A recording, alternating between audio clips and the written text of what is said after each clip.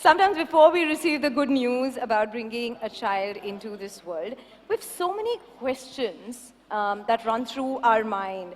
What were yours? And how did you address them? So my husband and I got married right before the pandemic, and we wanted to take 2 years just to enjoy our married life and, just have a good time before we decided to, we wanted to have a child. And I remember it was January of 2020, New Year's.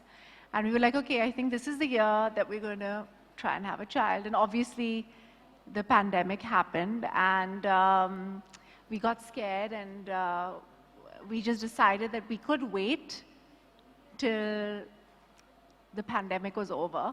Even though, I don't know if everybody remembers at that time, we didn't know when or how, and it was quite scary, especially the beginning of the pandemic.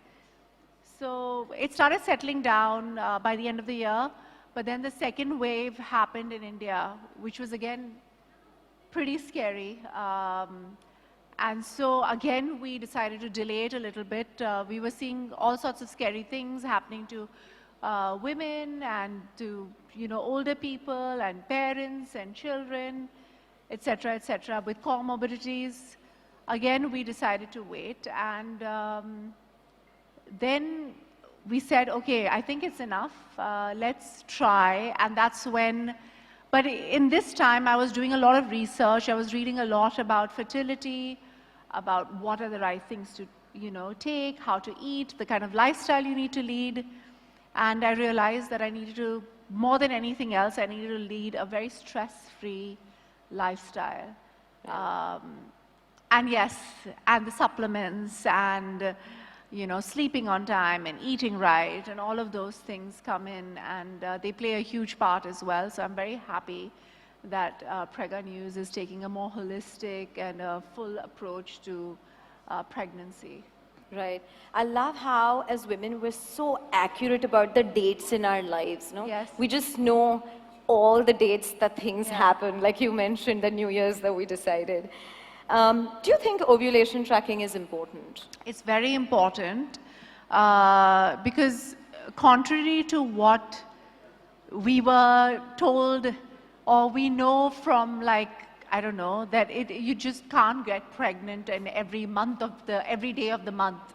There are some days where you're more fertile, and and everybody's ovulation, I mean, a doctor will tell you this, but because as moms we know, because we've tried, you try to get pregnant, everybody's ovulation date is different. So it's not the same day for everyone. Like, everybody doesn't have a 30-day cycle or a 28-day cycle. I have a 32-day cycle. Some people have a 28-day cycle. Some people even go up to 35 days. And those 5 days when you're ovulating, before and after the ovulation, are those 5 days when you're the most fertile, and an ovulation tracker is your best friend at that point, because those are the 5 days where you are most likely to get pregnant. Right. So I did use an ovulation tracker with an app to get pregnant. There was a app called, I don't remember the app right now, but there's a really good app that I had, which, I would check my temperature and then pee on a stick to know, am I ovulating or not ovulating? So yes, it was my best friend. So I'm so glad that they're coming up with, they have these beautiful ovulation trackers.